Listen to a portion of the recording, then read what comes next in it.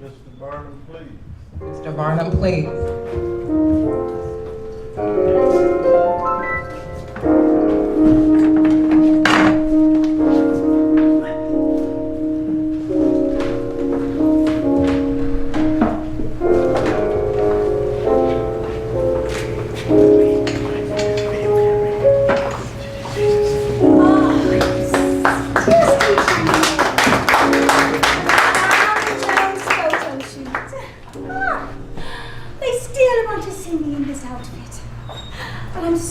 They still remember me for this.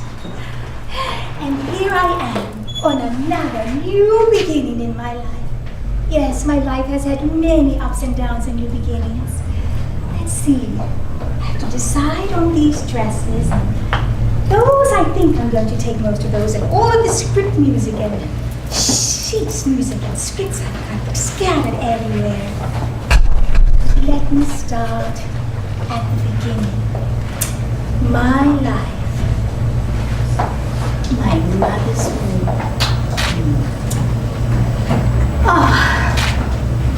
My mother, she left my father, her husband, Solo Dandridge, when she was 5 months pregnant with me. Now, you see, Mommy wanted to be a performing artist, and she really, no, I don't like this. She really didn't want any children. Mama lived with her lover, Geneva Williams, Neva, who Viv and me had to call Auntie Mama. Now, she took care of us when Mommy was away.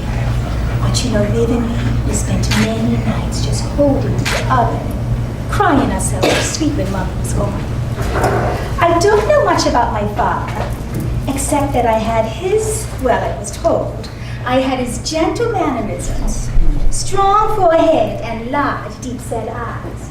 I did get to meet him when I was 16, when he tried to play catch-up with me, and then later during the course of my career, we talked at length. Oh, he was a nice man. Short, but nice. Now that lady, Auntie Mama, ooh, she hated us. And she would beat Viv and me every day like this one.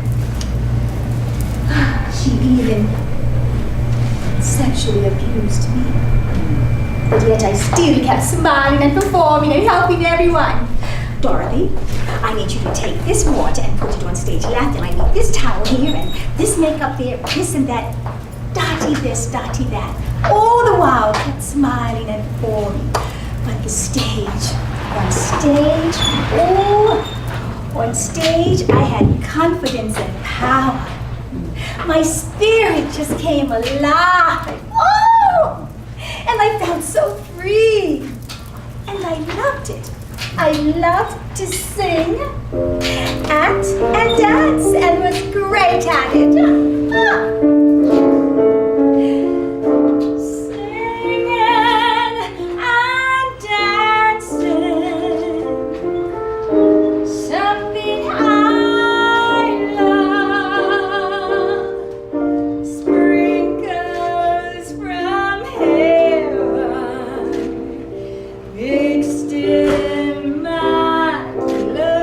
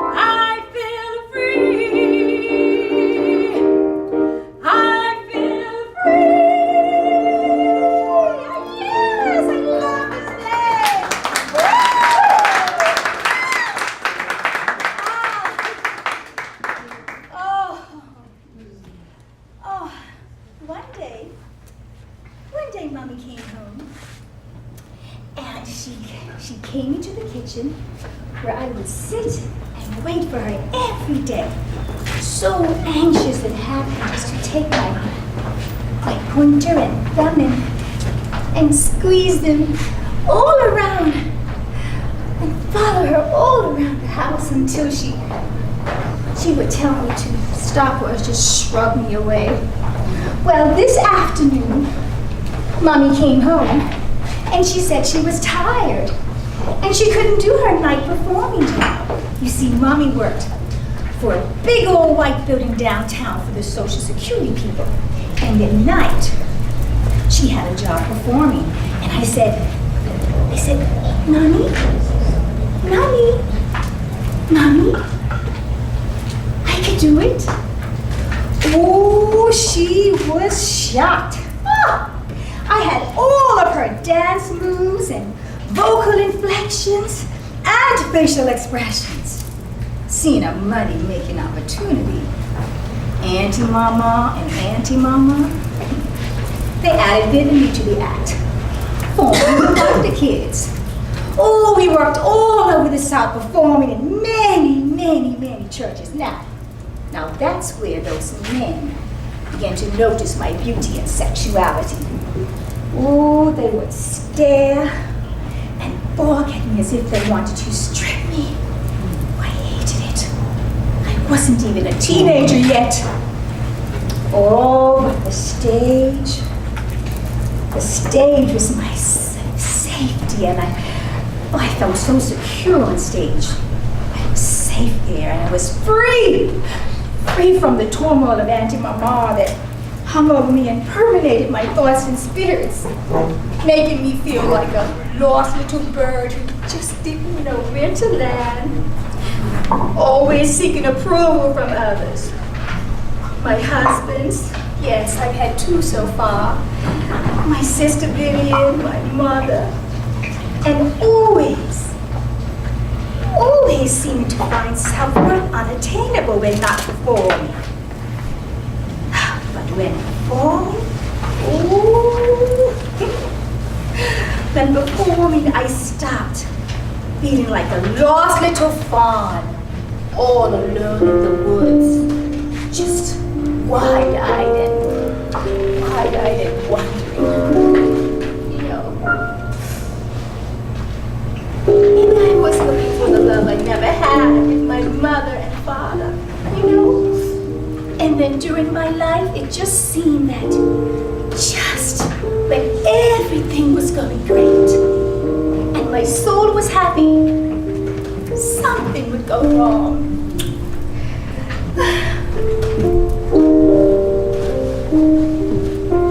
I just wanted someone who loved me true.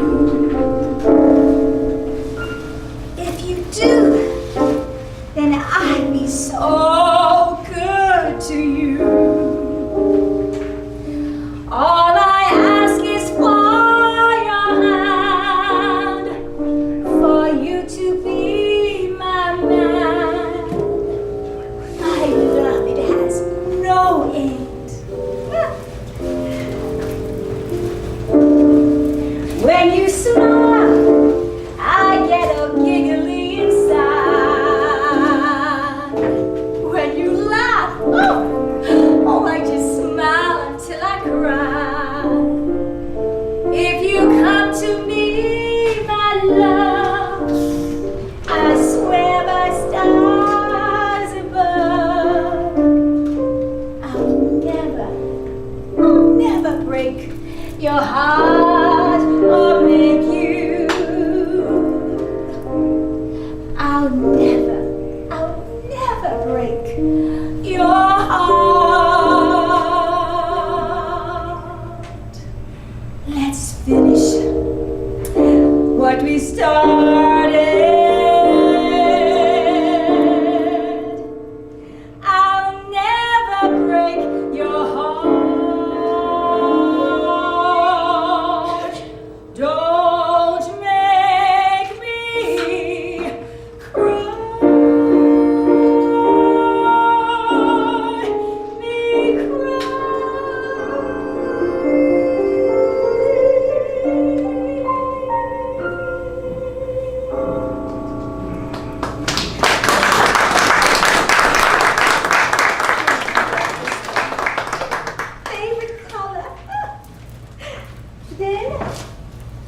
Then in 1929, the four of us left to go to Los Angeles. Oh, getting work was hard for Vid and me. They kept telling us we were too light, especially me. But I did get some work in some of the soundies like Paper Doll, Easy Street, and yes, indeed, among the 8 or 9 that I did during that time period. Viv and me, along with our neighbor Etta Jones, we formed the Dandridge Sisters. We joined the 5 Rhythmics and worked steadily for 5 years in all of the outer-lying cities like Bakersville, Victorville, Santa Ana, Santa Barbara, Long Beach, all the places that didn't mind the way that we looked. We made our film debut in the 5th broadcast of 1936 with George Barnes, Wendy Baines, Bill Bojangles Robinson, at Paramount Studios. Now, when I lived and moved and worked and traveled to Europe, I felt that freedom again. In Europe, we were treated like people, not a race or a color. Now, you know I'm mixed. My father was Mexican English, and my mother, Ruby Dandridge, she was black. But I never denied my blackness, and was always very proud of my race, even writing letters about the racial inequalities in this country.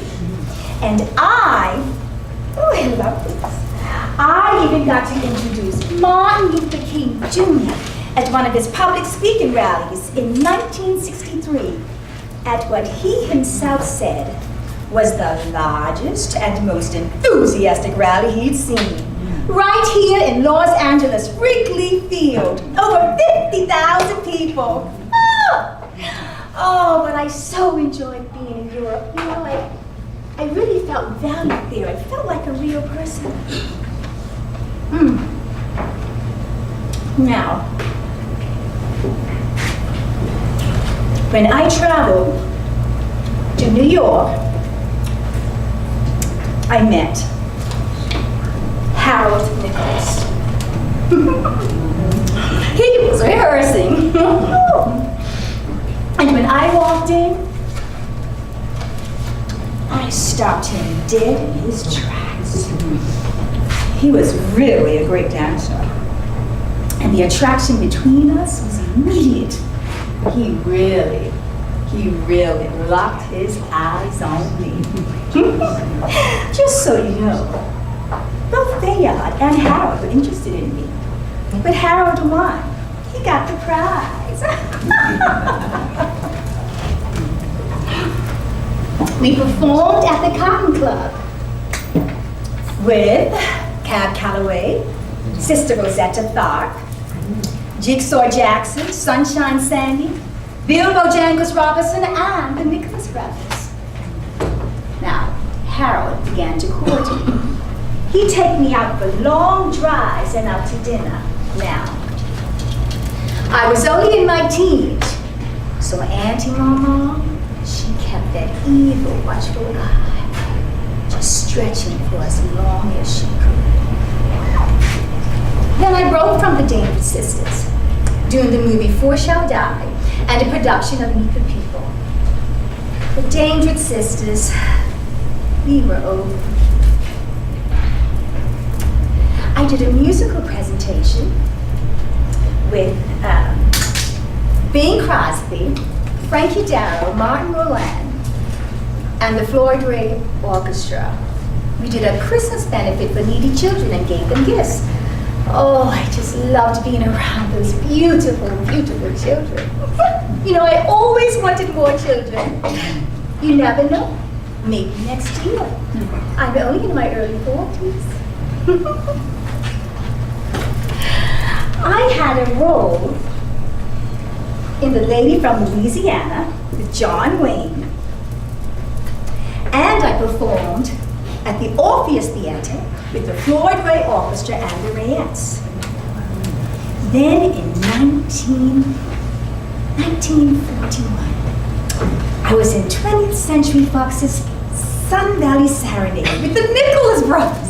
Oh, I felt like I was living a dream, singing and tap dancing in a movie with them, in a movie with the Nicholas Brothers. Pardon me, boy, is this the Chattanooga Choo-Choo?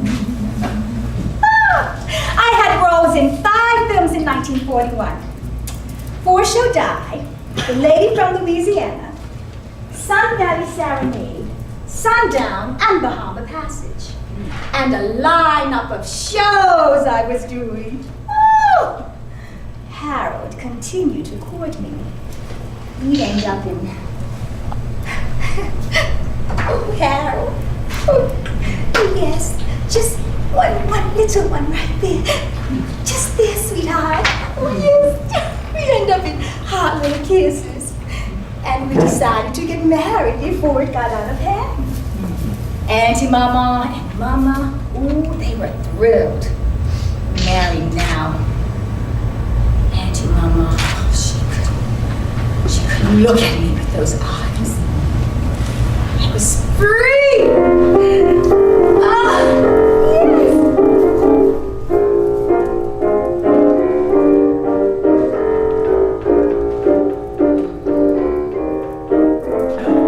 How happy we will be, 'cause this man, he loves me.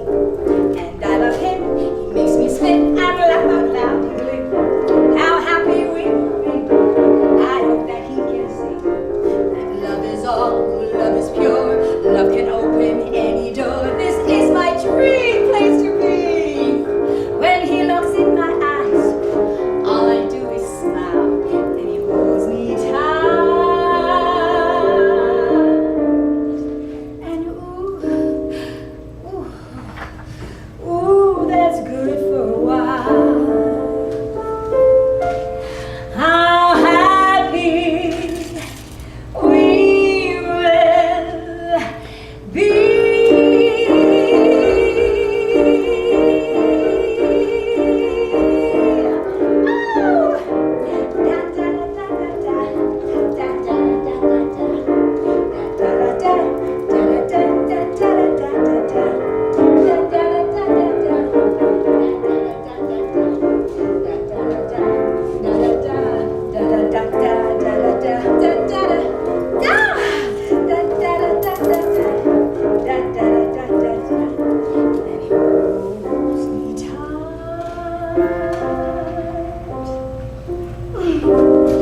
And ooh, that's good for a while.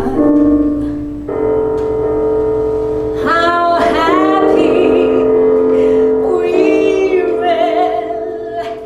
be.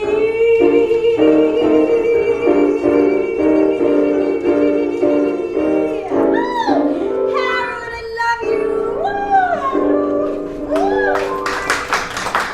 My sweetheart.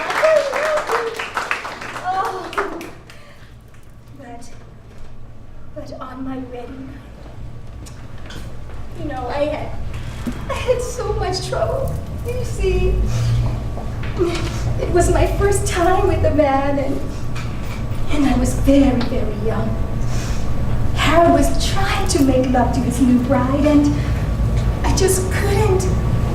I kept seeing those eyes, Auntie Mama, and remembering her taping and tying my breast down, and one time she pushed me down on the bed to inspect me. You see, I had gone out with a group of friends, and there was a young man in that group, and she was so sure. She was so sure that I had done something. But no, Auntie Mama, I promise.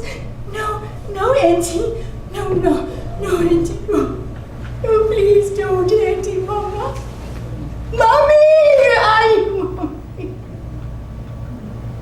I didn't do anything. Harold was trying to consummate our marriage. I was faced with a woman with no experience. a woman with traumatic sexual experiences. Finally frustrated, Harold turned his back to me while I lay sobbing quietly. His turning away grew more, and he turned away from our home on 27th Street between Arlington and Cimarron in an almost all-white residential area. Parties and golf games became his main objective. You know, sometimes he wouldn't come home until very, very late at night, or early the next morning. But he always came home, always, eventually.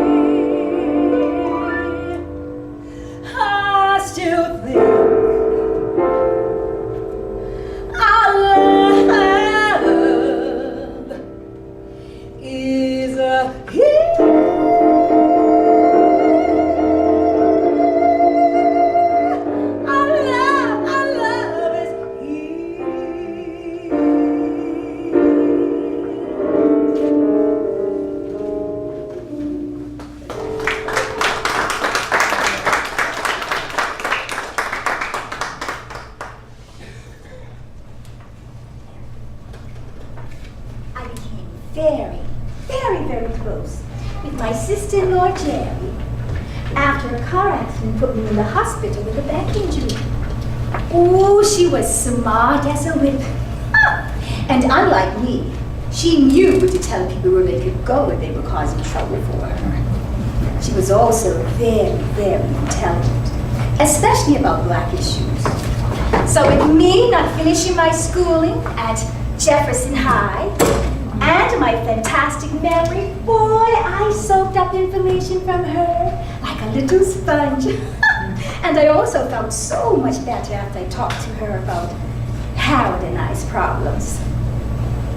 Then in March of 1942, I found out I was pregnant. Oh, we were so happy. For a while we were. On September 1st, I awoke in great pain, convinced the baby was coming, but with Harold was so sure it was a false alarm, and after quieting me down and calming me down on the phone with Ruby, he took me to Jerry's house, and then he left and said he would be back early in the afternoon. But not before getting a good scolding from Jerry, who was angry he would leave his wife, knowing the baby might come at any moment. Now, by then we had a car. And Harold's friends, well, they picked him up to play the golf game, and he didn't leave the car keys. And I kept thinking, Oh no, he won't do that. He won't. He won't leave his wife, knowing the baby might come at any moment. He won't leave me. Well, my contractions, they kept getting worse. Jerry and her sister Rose, they tried to get me to the hospital sooner, but I wanted to wait on Harold.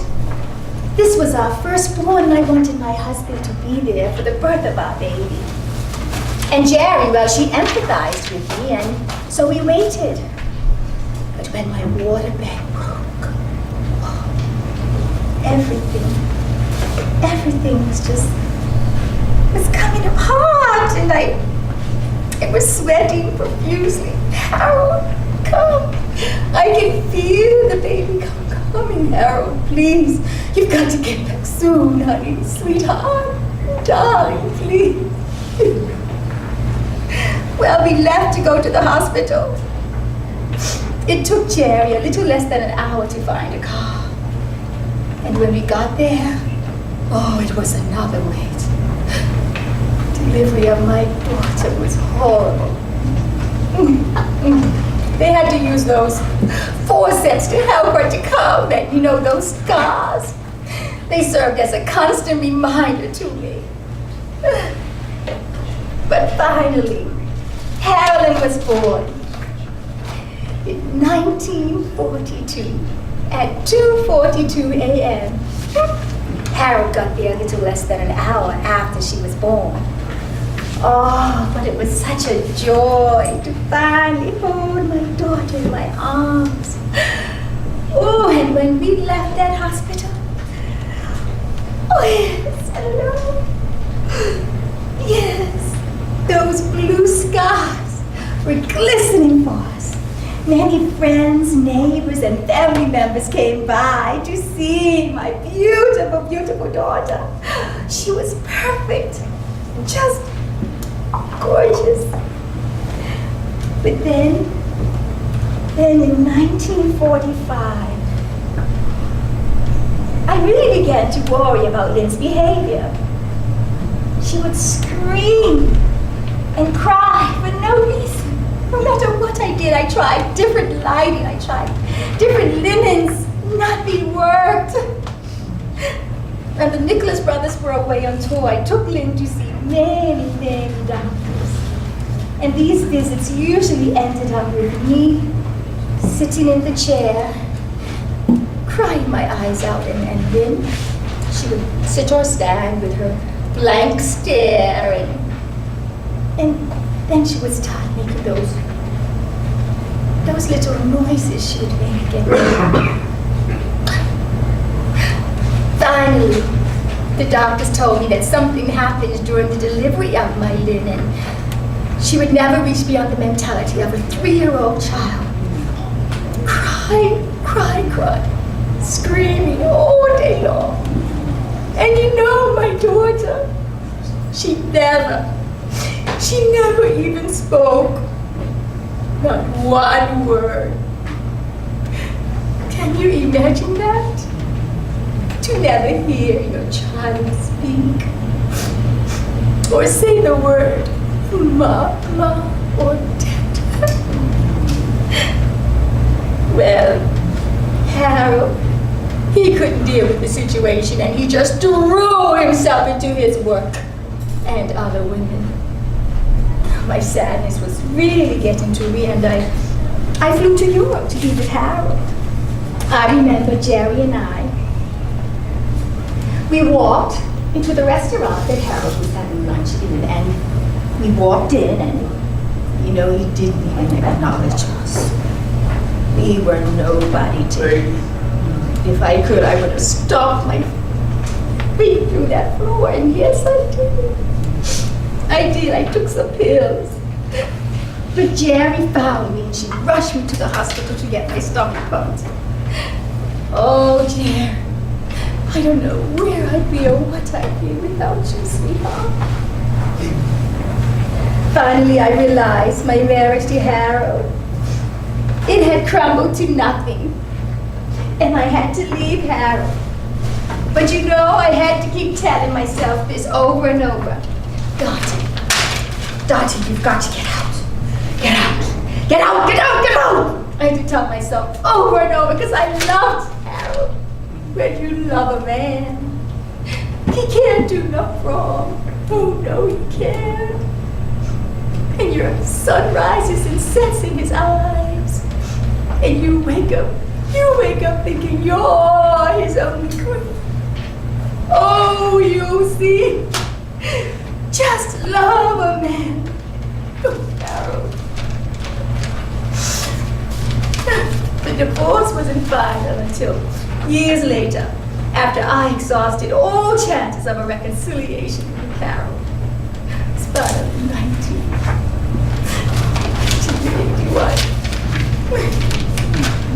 I truly loved him. During the separation that began in 1948, I took classes at the Actors Studio Lab. Now, they were considered communist for taking in students like myself.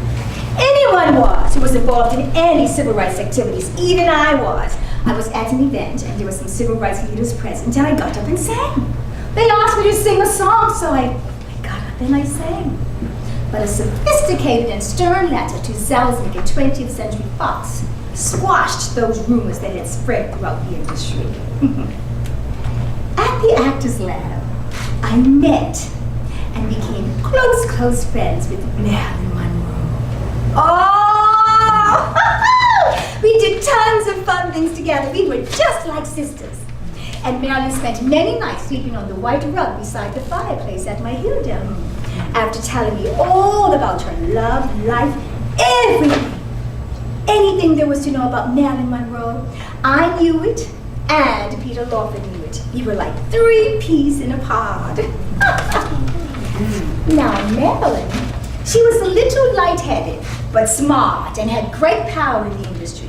She even started her own film production company with her photographer. I think his name was Middleman. Yes, they made lots of money off her back.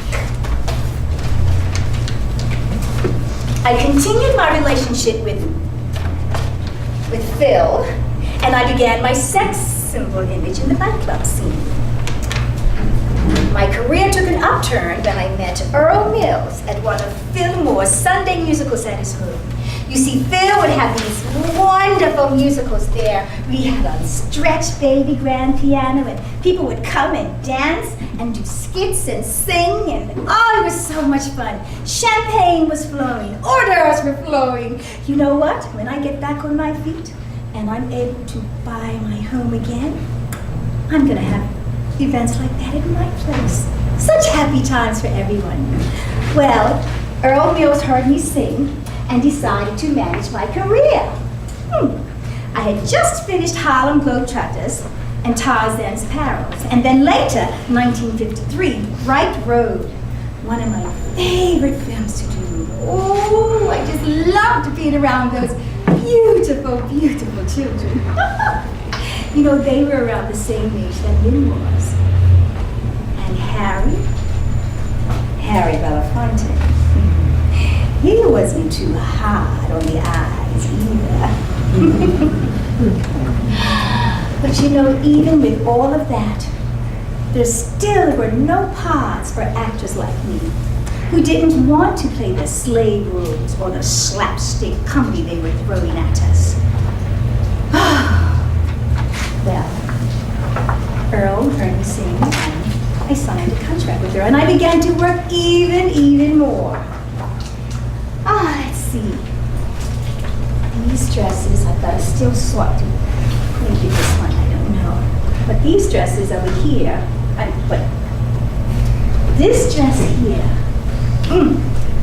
I had this on a couple of weeks ago, and it was a little snug, so I think I better try this on just to make sure it fits me before I pack that one. Oh, after the divorce from Harold, my bills were mounting up, especially for the care of Lynn. And I had other expenses. Harold was ordered by the court to pay me $300 per month in child support. And he was in severe arrears with me, to the tune of over $8,000 worth. Oh, it looks like it's coming up. I continued performing in Las Vegas and Los Angeles, and I became the first black entertainer to headline at the Waldorf Astoria Hotel in New York. Of course, after demanding that black patrons be able to sit and go wherever they wanted to in that fine establishment.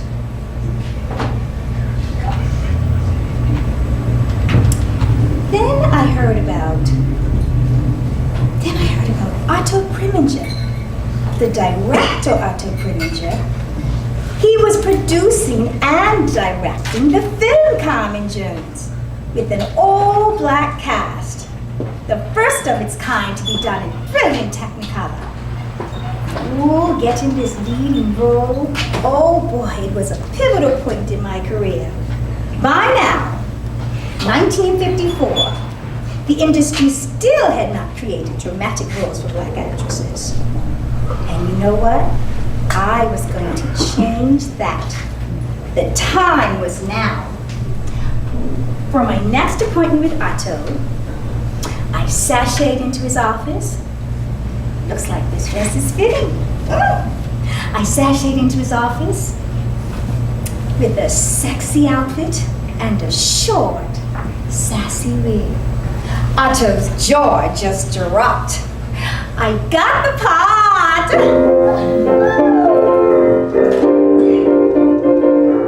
Here I shine again, ready to take that vow. Of all the times I needed strength, I had it now. Here I shine again, signing my name on the line. Been down a bit, but now I'm ready to shine. Was down in the dungeons, left all alone in the dark. But now I've risen, this song I sing from my heart. Here I shine again, after the gloom is through. I shine, I'm coming back. My heart is full of love and that I'm shining like I always knew I could shine. I could shine for you and you and you and you and you. Remember that the time is now.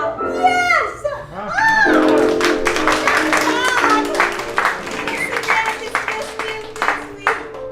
Oh, what a wonderful time. Carmen's production, some of the all-black cast members were Joe Adams, Diane Carroll, and Pearl Babe, who I befriended on the set of Carmen, and many others. Wait a minute. Harry Belafonte. Harry, like me, was not allowed to sing his vocal parts for Carmen. We had to lip sync. But you know the woman, Miss Horn, who was in charge of the music? She listened to my recordings over and over to get the music. They were just at a little higher register than mine. But I could have hit those notes. My vocal coach told me I could have. It began in April of 1954. April, the time of new beginnings. My sister Vivian, she was happy for me. You know, we had a love-hate relationship, but I always looked out for her and she always looked out for me.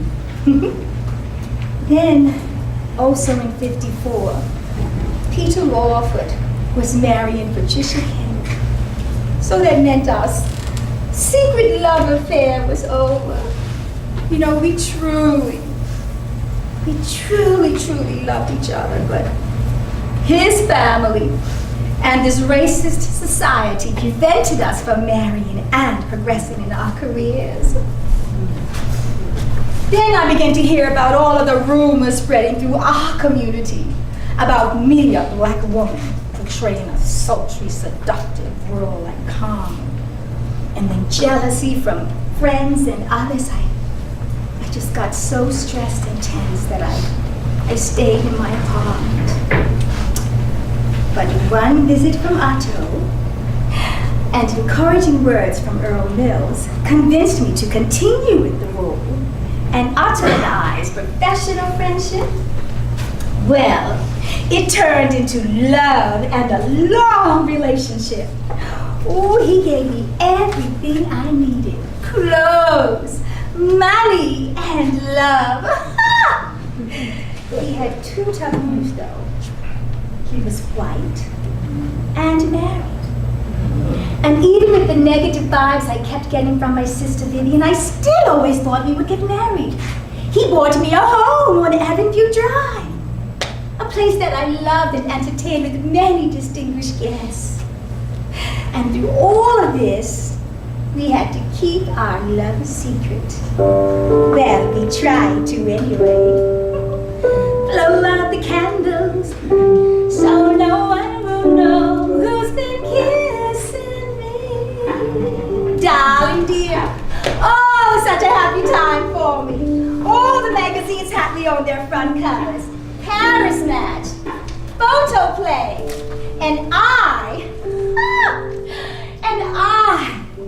was the first black industry professional to be on the cover of Life magazine in 1954. Photographers were shooting me all over. Headlines were reading, Dorothy is in Milan, Dorothy is in Spain, Dorothy at the Cannes Film Festival, Dorothy this. They just couldn't take their eyes off me. Everywhere they were shooting me.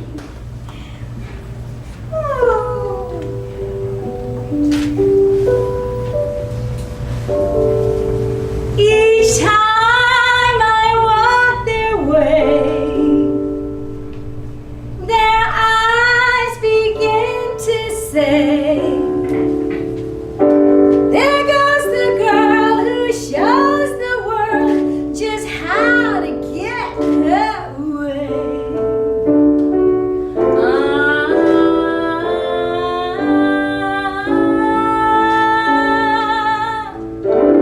Oh, such a wonderful feeling. Oh, this is so appealing to have them see me now and have them take a bow, because they all adore me and can't seem to ignore me. When I walk through the town, there's a sparkle in the air. So please, don't you bore me. Good things coming for me.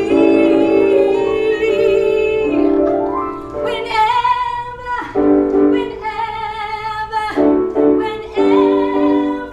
I'm near. Whenever I'm near, that's where it's at. Yes! Oh, Carmen also led to me being the first black actress to get a 3-year contract with Fox, starting at $75,000 per film to escalate to $125,000 per film. Carmen also led to me being the first black actress nominated for an award in a leading role. Oh, I was over the moon. Nothing was gonna stop me. Nothing.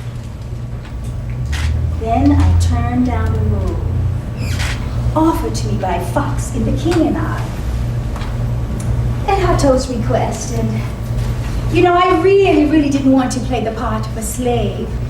We were trying to get away from us playing those kinds of roles, and I didn't want to do that. I even told my publicist, Boston, I can't, no, Boston, I just won't, I won't do it, I won't.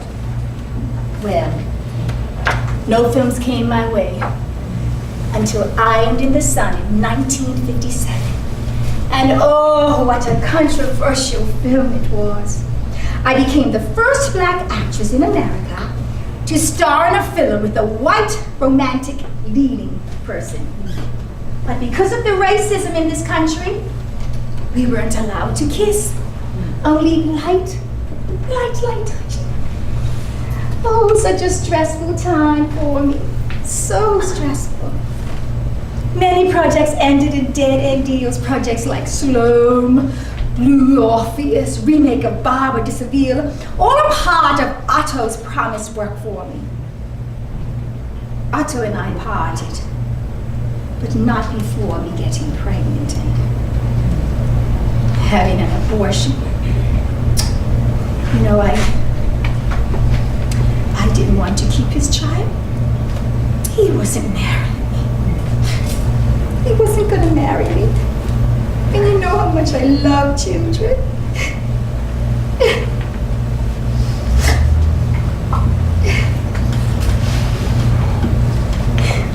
Then, it was just back to performing in clubs. You know, I would have loved to have done more than the 41 films I've done so far. 41! But there were none for actors like me. The Biltmore, the Macambo, the Riviera, the Hilton, just to name a few. Then I did Porgy and Bess. And Otto being the director by default was another horrible experience for me. He screamed and shouted directions at the actors, and he treated them and me like dirt. Oh, I felt like throwing up every time I came to work. But I made it through. You know, he bullied me physically and emotionally on set. I remember leaving after filming the rape scene with Brock Peters. And I had black and blue bruises all up and down my arms from him pulling and pushing on me. But I made it through to the end, even getting a Golden Globe Award nomination for my portrayal of Bess. And continued performing in clubs. Now the Riviera, the same hotel that emptied their pool, fearful that me, a black woman, would swim in it. Well, I have to admit that I did call the front desk to let them know how hot I was, and how a dip in the pool would be just splendid after they told me the pool was broken and they saw people swimming in it. Huh. Well, that's where I met Maitre d', Jack Dennison. Ooh, he was a handsome, graying man with all of the smoothness and charm. He charmed his way into my heart with his splendid manners and wonderful good looks. I guess he did own up to his hidden intentions, which were to use me and my money. You know, I was making great money before we married in 1959. I even gave him money to open up a restaurant on Sunset Boulevard before we got married. But once married, he proceeded to run me into the ground financially, emotionally, and physically. Our home on View Site, no, my home that I purchased on View Site. Oh, it was a war zone with 2 enemies in it. I'm so glad I didn't put his name on that deed. Jack was extremely abusive, causing me great bodily and emotional harm, even putting me in the hospital at one point. I found a restraining order on him, and he was ordered to leave my house. The divorce was final 1 year later, 1961. He, of course, continued to try to see me via messages through my dear, dear, dear friend, Herb Jeffries. But you know, I never would see that man again or talk to him ever in my life. This, of course, stopped when he found out I was broke. Yes, I had to file for bankruptcy in 1962 and moved from my beautiful home. Oh, I love that house. You know, I practically built it from the ground up and designed it just the way I wanted it. The den where I could sit and listen to records and albums and study and, you know, they featured me in an Ebony magazine article, and I'm sitting there with my toes pointed, my back straight. You know, I always pointed my toes and kept my center very taut and straight. You know what my sister Vivian would say to people? She would say, you know, my sister Dorothy, She works 24 hours a day at being a star. Well, I'm sitting there on my shag carpet around this color right here. And my 3 pillows, there's an orange one, a beige one, and a brown one. And then all the way to the top floor, wonderful master bedroom with a splendid balcony where you could go out and have a drink or have breakfast or just go out and look and see all of the homes in your area. Well, I had to leave my house that I loved and I moved to a smaller house on Norman Place. And you know, through all of this, my dear, dear friend Jerry was right there with me by my side. Also in '62, Marilyn was found dead soon after her breakup with President Kennedy. You know, I knew the exact date and time she was going to break it off, but she told me she wanted to go alone. You know, here it is, 1965, and she's been gone since '62, and I still miss her so. We were so close, and you know, Marilyn and I, we were alike in many, many ways. We both were sexually abused as children, and we both were always seeking approval from others. We both achieved great success in the industry, in films and recordings, but she, of course, had more clout and more power due to the racism in this country. But you know, I was asked by Michaud about Cleopatra, but you know who got that part.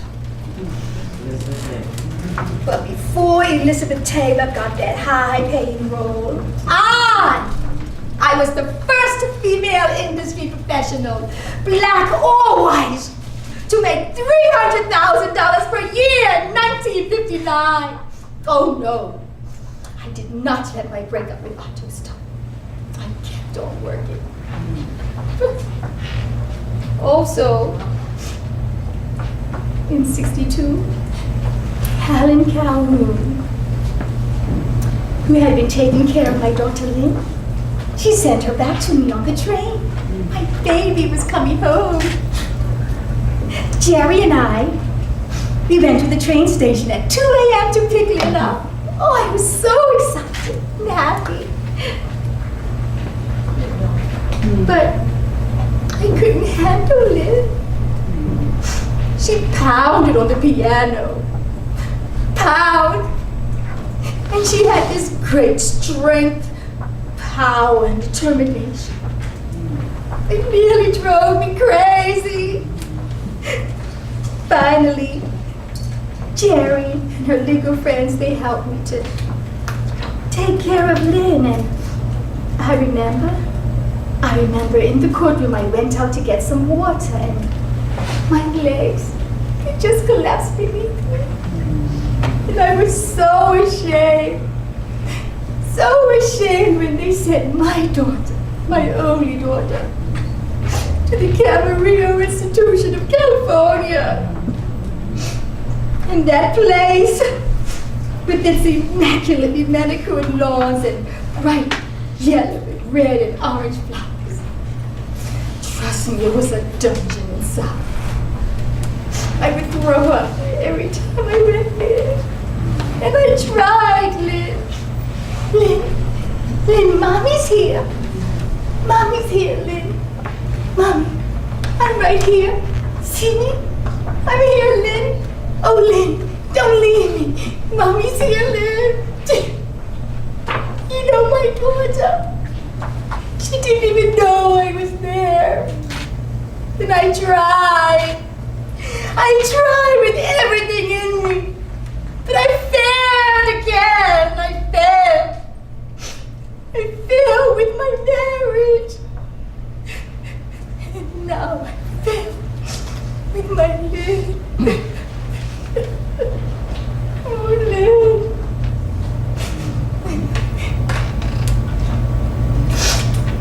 Then, in April, yes, always April, times of new beginnings. In April of '64, I bounced back. Puerto Rico, Mexico. It was working again. But every penny I made went to the IRS.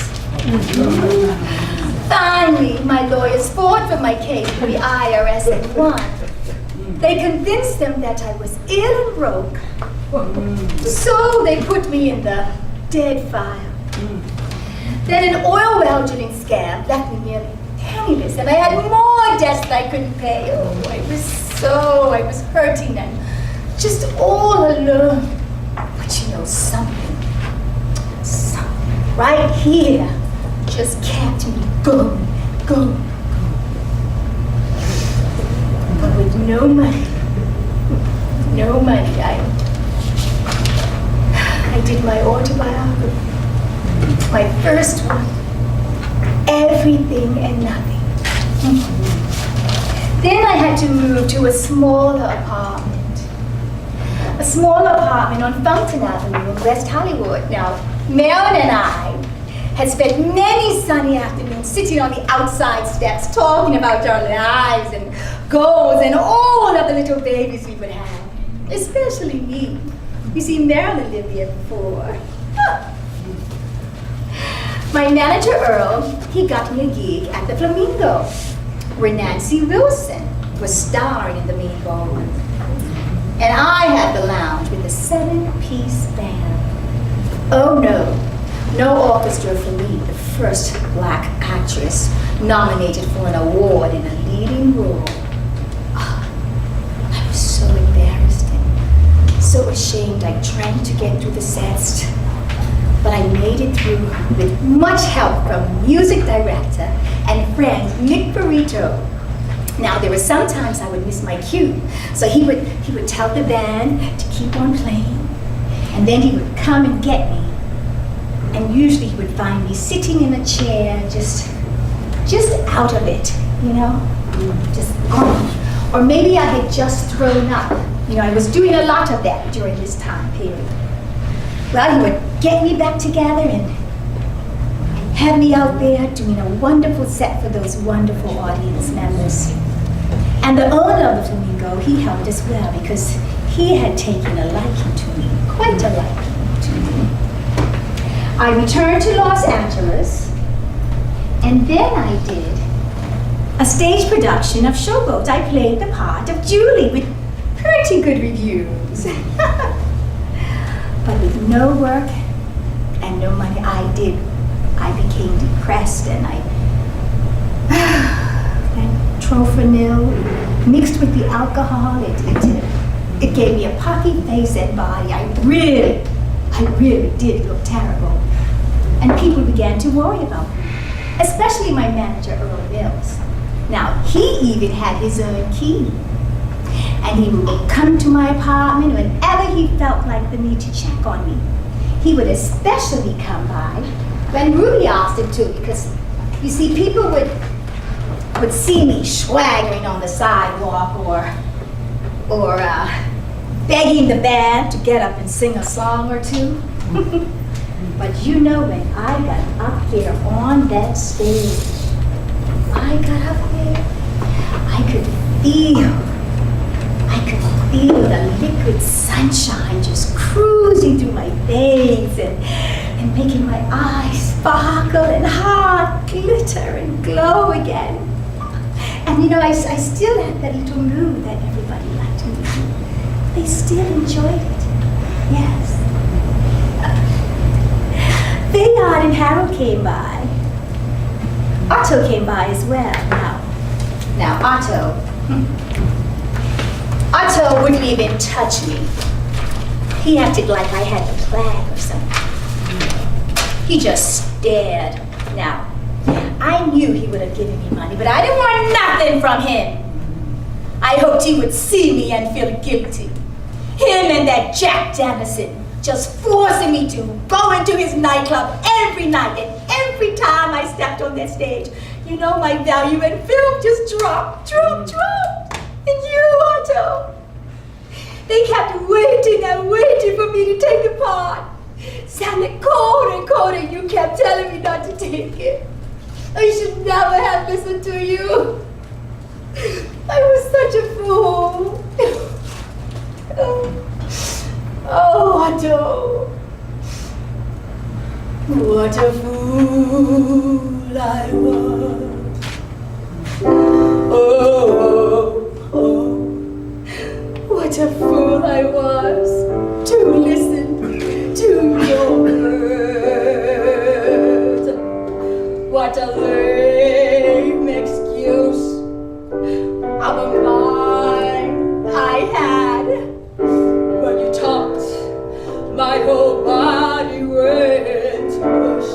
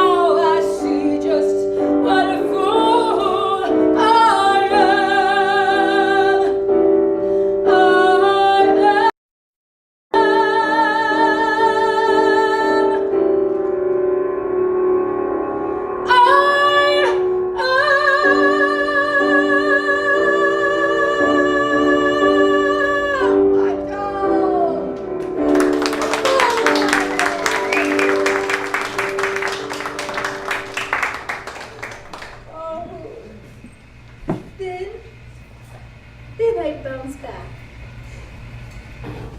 In 1965, yes. Joe Glasser, who was determined to rebuild my career, he got me a gig in the New York club Basin Street East Grill that was to start on September 10th. Oh, the beginning of a long engagement. My manager Earl got me a gig in the carnival room of the Sheraton Hotel. Now, I continued taking dance classes and exercise classes to build up the stamina that I needed for the lineup of shows I was doing. And I still went out to audition for speaking parts in commercials. Now, I remember bumping into Michelle. I remember holding her by the sides of her face and giving her a kiss good luck. You know, I always tried to help my friends in the industry. All the time. You know, I helped Billie Holiday quite a lot. She and I were close friends. When cops were hot on her trail, she'd stay with me in my apartment and I'd literally spoon feed Billie and give her dresses to wear and money and clothes and, you know, Billie, she didn't even know what was going on. In a few days, things began to look even better. Through my manager, Earl Mills, I was contracted to star in a film in Mexico. $50,000. Contracts were signed, I's dotted, T's crossed, another new beginning for me.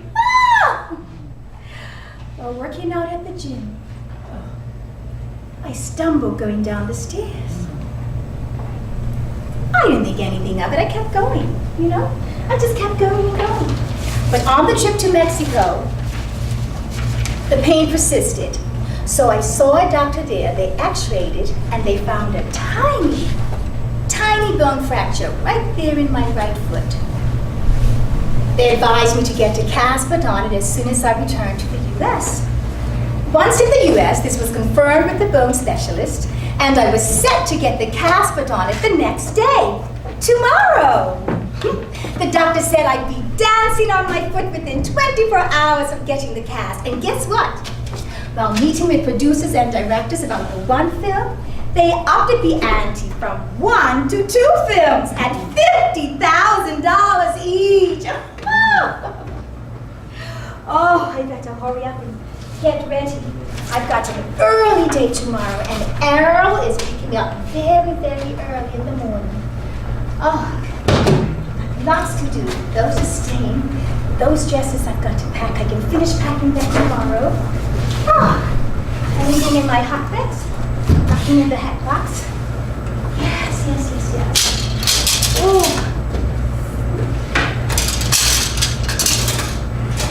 Now, I think I better hit the sack. I'll leave the rest of this for tomorrow.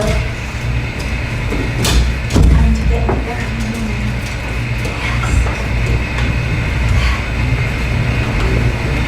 Oh, get some water. Oh, a glass of water. And then tea.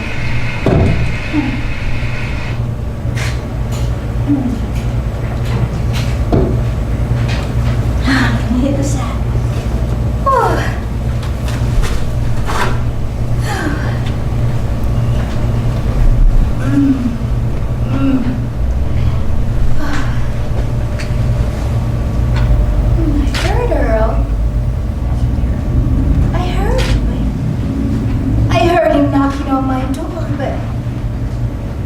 Shouldn't have any trouble getting in. He had his own key, and I didn't put that chain lock on my door. Who used a chain lock on Fountain Avenue in West Hollywood in 1965?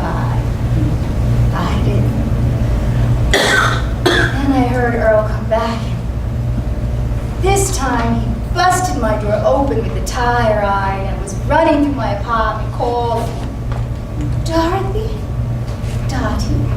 Dorothy, where are you? Dorothy. Oh, Dorothy." And then he stopped and was saying my angel face over and over again. But I didn't wake up. You know,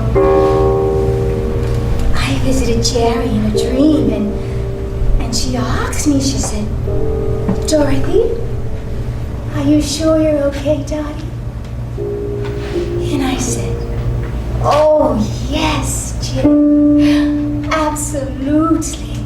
You see, Jerry, up here, there's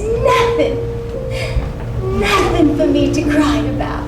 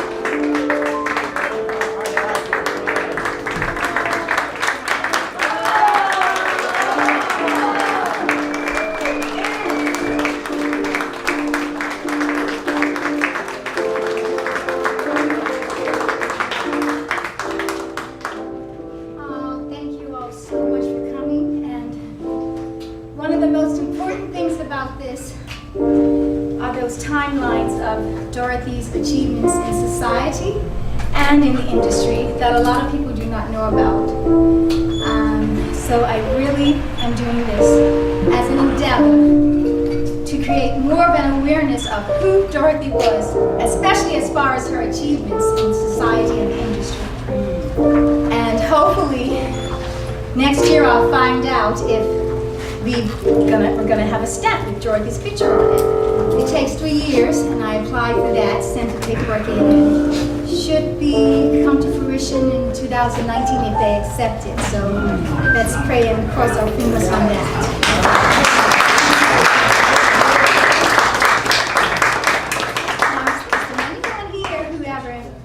Dorothy.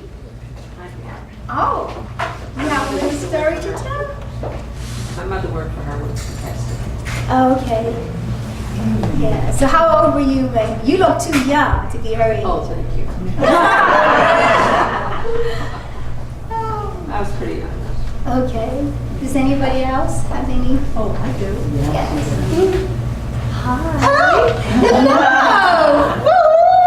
It's funny, when we talk, I never mentioned this to you, but I was actually the social worker for Dorothy Dandridge's daughter.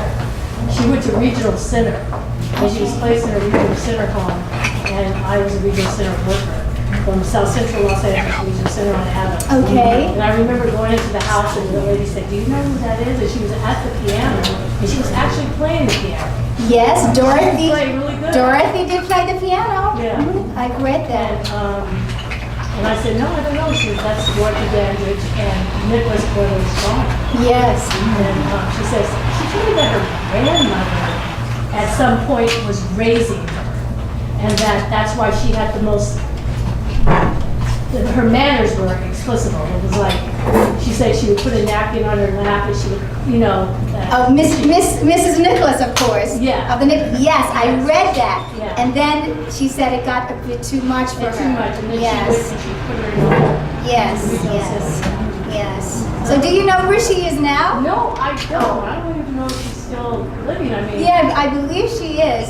she's got to be like in her 80s. Yeah, 2 years ago. Well, Dorothy would have been 96 this year had she lived. Oh, okay. So her daughter she's was probably what? close to 80 maybe.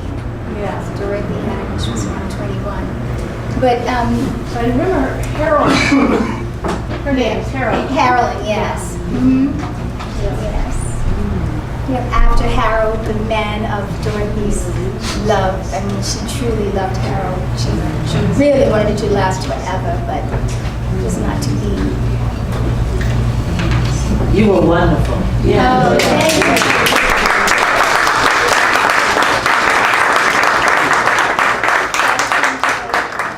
And I hope everybody signed the guest book. You all signed the guest book?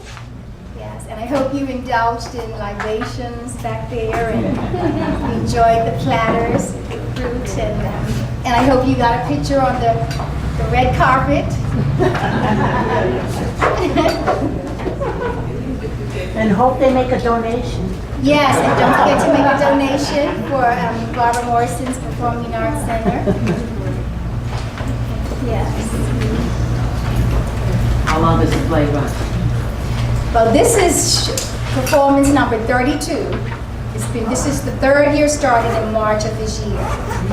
So I'm set to leave on the 21st for another production that I'm in. We're doing an East Coast tour, but I'll email you all and let you know how that is coming to fruition. Yeah, we were set to leave, so, and that's in June. But it's ongoing, so when I get back, or if we don't leave, I'm gonna have this show again, and maybe right here with Barbara, if she accepts us again. That's right. I love this theater, it's just beautiful. Thank you. And now it's time for the raffle, so get your raffle tickets out.